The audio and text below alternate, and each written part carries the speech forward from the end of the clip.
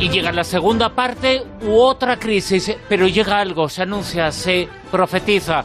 Y sobre eso vamos a hablar con el periodista, con el investigador Miguel Ángel Ruiz. Miguel Ángel, muy buenas, ¿qué tal? Muy buenas. Hola, querido, qué miedo lo que nos vas a contar. ¿En 2020 llegaría esa segunda parte de la crisis u otra crisis? Da la sensación un poco que es la misma la segunda parte, ¿no?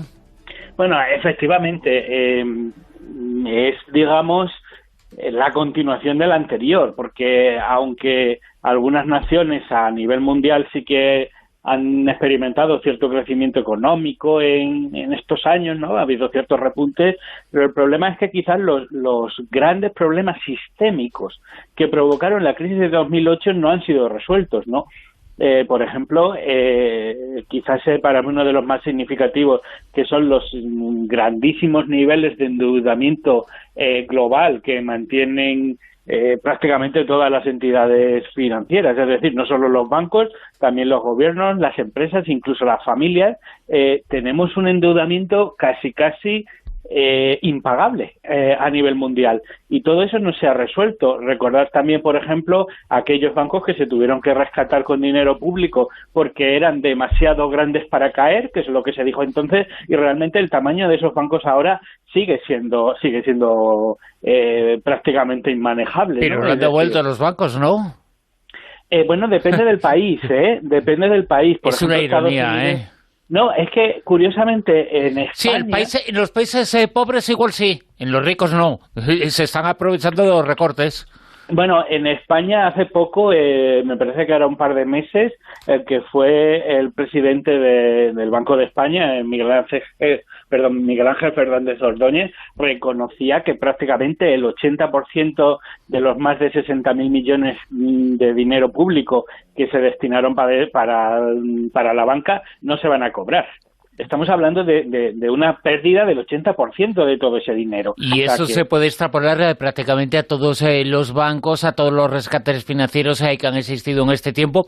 Da la sensación, ¿no?, de que nos hemos acostumbrado a vivir con menos, que una de las consecuencias de esa crisis, o de la crisis de la que viene la segunda parte, o de la crisis que comenzó en el año 2007 y que explosionó totalmente en el año 2008, una de las consecuencias es que nos hemos acostumbrado a esa crisis, a vivir con menos.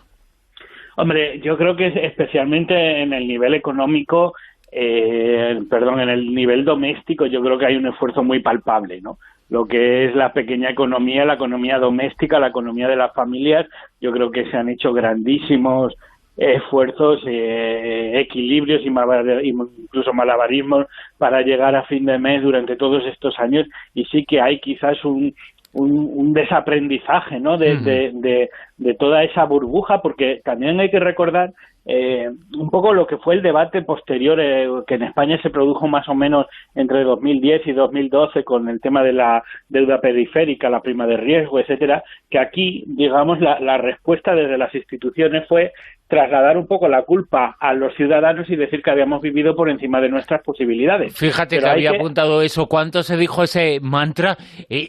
A mí me parece una falsedad brutal, Pero es que exactamente es una falacia inmensa, porque mira, hay un informe que me parece que es de 2006 en el que se reúnen las cajas de ahorros y los bancos en España, y ellos deciden que la sociedad española todavía se podía endeudar 5 puntos porcentuales más. Eso fue una decisión, vamos a decir, estratégica de los bancos. Y recordar que en todos esos años, cuando tú ibas a pedir un crédito, no solamente salías con el crédito de la casa, sino que además te lo tasaban por encima, sacabas dinero para los muebles, etcétera, etcétera, ¿no? Entonces, ¿cuál era el problema ahí de base? La asimetría de la información. Porque el ciudadano, el pequeño inversor, el ahorrador, cuando va a un banco, él no tiene una visión tan, vamos a decir, tan global, tan general o tan bien informada de la que puede tener el encargado de banca. Y encima esto, digamos, es una cosa a todos los niveles, ¿no? Entonces, que la crisis se resolviera culpabilizando al ciudadano medio, cuando era de toda la cadena el que menos información tenía de todo ello, pues evidentemente es injusto, no, es una operación casi de ingeniería social para que aquello, vamos a decir, para tratar de minimizar desde hasta cierto punto, pues casi rebeliones populares, ¿no? Tal como yo lo veo. Pero realmente, Miguel Ángel, porque claro, aquí hay que partir de eso. ¿La crisis fue tan real como nos la han contado? Y si fue tan real, ¿realmente hemos terminado o hemos llegado a salir de esa crisis como nos quieren vender ahora? ¿O ni fue para tanto ni ahora estamos tan bien? Porque claro, al fin y al cabo, muchísimos derechos de las personas y lo que estamos hablando, el gasto o el sueldo o lo que nos corresponda a cada uno, nos hemos acostumbrado a vivir de una determinada manera con mucho menos, y es como que ahora a los empresarios les cuesta, si se supone que ya estamos saliendo de la crisis, volver a otorgar a los trabajadores esos derechos que habían conseguido antaño, antes del 2007. Entonces, claro, por un lado, siguen ahora otra vez diciendo toda la movida, nuestro país me refiero, que vuelve otra vez la burbuja inmobiliaria. ¿Hasta qué punto se ha conseguido un control o se está gestionando esa posible auditoría de cómo están haciendo las operaciones estos bancos que en su momento tuvieron estos problemas y otorgaban estos préstamos tan alegremente? Pues mira, a ver, es una pregunta fantástica, porque yo creo que toca muchos puntos y además es un poco el corazón del problema. Uy, pero me vais a perdonar, no creo que se concediera alegremente ningún préstamo, porque había que pagarlos, Ya, pero eran alegremente porque casi no les pedía a la gente la alegría nada. Era de los bancos cuando recibían el dinero en la mensualidad y el sufrimiento de los ciudadanos. Claro, yo lo que entiendo que en ese sentido, por ejemplo, al definir la alegría en la actualidad, era que los análisis de riesgo financiero que se le aplicaban a una entidad o a una persona eran mucho menos restrictivos de lo que son ahora en la actualidad, ¿no? Entonces, sí que hubo un intento intencional de la banca por endeudarse, ¿no? Entre otras cosas porque ellos hacían mercados secundarios que fueron lo de las titularizaciones de deuda, que fueron aquello, pues todos esos, las subprime y todo aquello elementos. ¿La economía se ha recuperado? Sí y no. Explico esto. Prácticamente lo que hemos tenido desde entonces son los que se llaman políticas monetarias, es decir, en 2008-2009 los bancos entraron en una crisis de confianza, no se prestaban dinero entre ellos y prácticamente no había dinero líquido en el sistema. ¿Qué es lo que hicieron los bancos, especialmente los bancos centrales? Meter muchísimo dinero en el sistema. Rescatar los bancos, pero además también, digamos, dotar de mucha nueva liquidez. Es decir, si un banco quería nuevo dinero, se le dejaba y de hecho ahora estamos que el precio del dinero prácticamente es cero. Entonces, ¿esto qué significa, digamos, en palabras más claras? Que prácticamente hemos mantenido a un paciente conectado a una máquina del dinero, es decir, como si fuera un paciente, un médico, pues lo que le hemos tenido conectado a una máquina, dándole nutrición, cuidándole mucho, pero es una salud, digamos, muy frágil en ese sentido, ¿no? Digamos que la economía ha estado artificialmente cuidada en ese sentido. Entonces, no es una salud, vamos a decir, por derecho propio en el que sea una economía fuerte. El siguiente de los aspectos que apuntaba Silvia, y a mí me parece muy interesante, es con todo lo que ha pasado, digamos, yo creo que hay, para mí la crisis fue una estafa, no en el sentido de que la crisis no fuera real, sino en el sentido de las recetas que se aplicaron para salir de la crisis. Pongo un caso muy concreto. Por ejemplo, todo lo que han sido las políticas de recorte de los dos grandes gobiernos españoles, en teoría, el objetivo de esos recortes era sanear la economía, pero también reducir la deuda pública. Es decir, un Estado menos endeudado, que tuviera menos déficit y que de alguna manera tuviera mayor salud. Lo curioso es que hoy, 2019, tenemos una deuda pública bastante mayor que lo que teníamos al principio de la crisis. Si estamos más endeudados que al principio de la crisis, la pregunta lógica y normal es ¿para qué eran los recortes? Entonces, hemos sufrido muchísimo con un objetivo que al final no se ha cumplido. y no se va a cumplir. Entonces, en ese sentido, si ahora enfocamos una nueva crisis, nosotros, por ejemplo, ya no tenemos los superávits que, por ejemplo, tenía el gobierno de España en 2007. Más bien, al contrario, estamos más endeudados. Pero estamos más endeudados después de haber recortado importantemente el estado del bienestar. Entonces, la pregunta es, ¿qué margen tenemos o qué reservas tenemos para hacer frente a si llega una nueva crisis? Tú cuentas en la revista Año Cero precisamente sobre esto, que parece que el estado de bienestar, ese gobierno en la sombra, parece que ha intentado acabar con él, con la crisis de 2007-2008 y posteriormente casi lo consiguieron, y con esta crisis, si viene, van a rematar la faena. Claro, esto realmente se lo puede ver en términos de crisis económica, que lo es, pero también es una crisis de modelo. Es decir, aquí lo que se está haciendo es reinventar la política, es cambiar el modelo que se inventó pues a finales de la Segunda Guerra Mundial, el estado del bienestar, que es un estado pues que debe de cuidar con sus ciudadanos, por un modelo que pues se denomina como neoliberal, y que es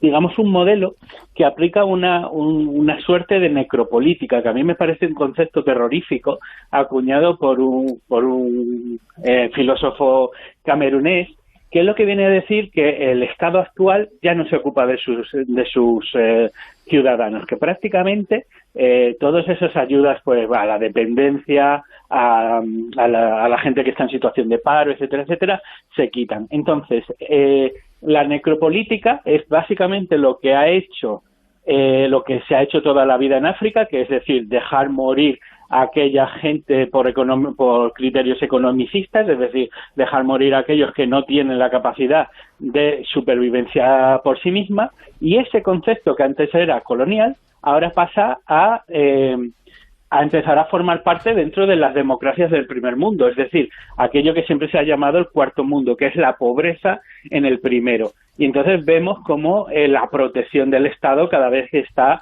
de alguna manera, más más limitada, ¿no? Llega menos gente y las ayudas son más exiguas. A mí hay una circunstancia, si me permitís, que me llama mucho la atención, y es la diferencia que puede haber entre una crisis y otra. Porque cuando la otra crisis prácticamente, se habló muchísimo de que era como impredecible. De hecho, hubo una anécdota muy curiosa, que incluso la reina de Inglaterra preguntó si nadie podía haber predicho aquella crisis. Y es curioso que aquella, que básicamente era la misma crisis que ahora, se jactaron de que era imposible, de que nadie pudiera predecir aquel tsunami financiero, y en cambio de nos están alertando, ¿no? Ese cambio de estrategia en cómo se informan ciudadanos, yo creo que para mí es tremendamente significativa. ¿Y qué dicen los economistas ante estas profecías? Porque hay disparidad de opiniones, o piensan todos más o menos que nos enfrentamos o que nos vamos a enfrentar a una segunda parte o a una nueva crisis. Pues yo creo que hay un cierto consenso. La pregunta es cuándo va a ocurrir, cómo, que sobre todo qué gravedad tendrá. Pero yo, por ejemplo, podría hablar de economistas que son más de una tendencia política como de izquierda, más progresistas, pero también otros de derecha, y yo creo que hay un cierto acuerdo en que las cosas están mal. O sea, aquí hay un agotamiento de modelo de Estado. Yo creo que el gran problema es la deuda pública mundial. Y hay una circunstancia que yo creo que todos recordaremos. No sé si recordaréis en torno a 2011 la inmensísima presión que se ejerció sobre Grecia para que no se hiciera una quita a su deuda, ¿no? Era como, ya no era Grecia, era el detalle de que nadie dejara de pagar, porque, claro, en un planeta extensamente endeudado, el primer impago puede producir una especie de tsunami financiero, que fue, por ejemplo, lo que pasó con la caída de Lehman Brothers, ¿no? En el momento en el que se acepta que alguien no pague, todo ese sistema de financiero, económico, que en el fondo se basa en la confianza de que tú recibes dinero porque vas a pagar a los demás, pero en el fondo todos son una cadena. En el momento en el que esa cadena se rompe, y se rompe siempre, como sabemos, por el eslabón más débil, eso crea un precedente. Si él no puede pagar, y en el fondo es un secreto a voces que nadie puede pagar, en ese sentido, sería una especie de cataclismo, una especie de tsunami financiero que puede poner las cosas muy, muy, muy serias, ¿no? Entonces yo creo que quizás ese es el gran problema, que nadie deje de pagar porque en el fondo la salud del sistema es mucho más débil de la que pensamos.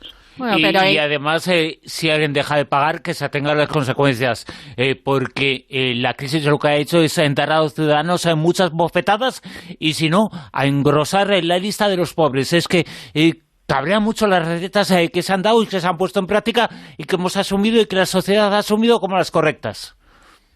Sí, bueno, es que también a nivel de control de masas tenemos una facilidad tremenda para olvidarnos de las cosas, ¿no? Yo creo que este debate, que sí que estaba bastante instalado en los medios en 2010, 2011, incluso 2012, se hablaba completamente de esto, es que parece que ahora la sociedad está absolutamente volcada en otro tipo de cuestiones, ¿no? Yo imagino que volverán porque evidentemente esto antes o después tendrá algún tipo de repunte, ¿no? Porque evidentemente la crisis todavía no ha estallado. Digamos que es una crisis que todavía está en las páginas salmón de los medios especializados. El único país que ha entrado en recesión por lo pronto es Italia, pero bueno, Estados Unidos se prevé que lo haga para 2020, etcétera, etcétera. Pero yo creo que aquí, claro, el tema es complejo porque evidentemente si los gobiernos no hacen nada serán acusados de inactividad, como se le acusó al gobierno de Zapatero de 2008, y si hacen algo se les estará acusando de anticipar un modelo que a lo mejor pues en teoría no es necesario, ¿no? La situación es que yo creo que es crítica un poco a nivel global, especialmente Europa, y al final esto tiene un problema que yo creo que sí que es muy significativo y no se ha hablado todavía, y es que acordaros cómo en cierto punto, especialmente en aquellos años tan críticos, digamos que la democracia casi se puso entre paréntesis. Recordad, por ejemplo, lo que fue en Grecia y en Italia, presidentes que no eran tanto electos democráticamente, sino que eran técnicos, es decir, banqueros, eran gente especializada simplemente en una gobernabilidad técnica para salir, digamos, de un proceso económico que era complejo. En el fondo, ese quizás yo creo que es uno de los grandes problemas, de que todo pase a segundo plano y nos pongan un banquero como presidente de España, ¿no? Bueno, sí, ya sería lo último. De todas formas, antes decías que muchas veces esas deudas, ¿no?, que tenían ciertos países, pues que no pagaban. E históricamente, a lo largo de estos siglos, pues a lo mejor económicamente con dinero no se ha pagado, pero se ha pagado, se ha abonado a través de otro tipo de cosas, ¿no?, de otras prestaciones, y se la han llegado a cobrar o por intereses o por coger y controlar más ese país o lo que fuera. Pero a lo que yo voy es que, a fin y al cabo, todo esto que estamos comentando es terrible, pero se queda así un poco en abstracto, ¿no? Son números, son, pues eso, empresas multinacionales que en un momento dado pueden ganar mucho dinero, otras se pueden arruinar. Pero claro, es que estamos hablando de personas que al final son las que se quedan afectadas, y no es demagogia, sino que son personas que la brecha que hay social cada vez es mayor, que cada vez los ricos son más ricos porque son los que tienen más opción a poder seguir invirtiendo y a poder tener que sus activos, si no funcionan en un país, los llevan a otro, y los pobres son cada vez más pobres porque cada vez hay menos posibilidad de tener economía social para ayudarles, y se está convirtiendo ya en algo que esto es lo que hay, ¿no? Estas son lentejas, o las comes o las dejas. Entonces, por eso se pone muchas veces, o se ha puesto en su momento en entredicho la democracia, porque se está viendo que algo que se intentaba en que la clase media más o menos tuviese ciertas posibilidades a tener oportunidad para rehacer y hacer muchísimas cosas a lo largo de su vida y desarrollarse tanto las personas profesional como personalmente, y hoy por hoy es que la clase media está desapareciendo y está quedando la clase, pues eso, que tiene muchísimo dinero, y ya la clase obrera, la clase pobre. Y claro, eso no se puede consentir, se tiene que intentar incentivar de alguna manera para que esos modelos que están ahora imponiéndose y que no nos están dejando más opciones, volvamos a que la gente por lo menos tenga esa oportunidad de desarrollar su vida profesional y personal, y que no la hundan de esa manera, ¿no? Claro, evidentemente el problema es como lo planteas. Yo creo que es que ahora mismo lo que se ha hecho es arrodillar todos los intereses públicos a los intereses privados, total y absolutamente. Hay un profesor de economía de la Universidad de Barcelona que él razona de una manera que yo creo que es correcta, pero la verdad que da bastante miedo. Él dice que la política es la gestión de los bienes públicos. En el momento en el que no haya margen para elaborar ningún tipo de política porque la presión económica sobre un país sea tan fuerte, eso significa el fin de la política y sobre todo el fin de la democracia. Es decir, un país tan endeudado, que no puede hacer, digamos, ningún tipo de política redistributiva, que no puede dar ayudas al paro, a la maternidad, a la dependencia o a la violencia de género, es un país que ya no tiene la capacidad de autogobernarse, ¿no? Y ese es quizás, yo creo, uno de los grandes problemas que abordamos. Curiosamente, en la última reunión del Club Bilderberg de este año, celebrada en junio, uno de los temas que se trató fue hacia dónde va el capitalismo y cuál es el futuro del capitalismo. Y yo creo que ese sí tiene que ser un debate que no solo tengan los amos del mundo, sino que lo tenga también la gente de la calle. Miguel Ángel Ruiz, periodista, investigador, crítico, analista de lo que está ocurriendo en el mundo. Miguel Ángel, muchas gracias. Un fuerte abrazo. Un abrazo, cuídate.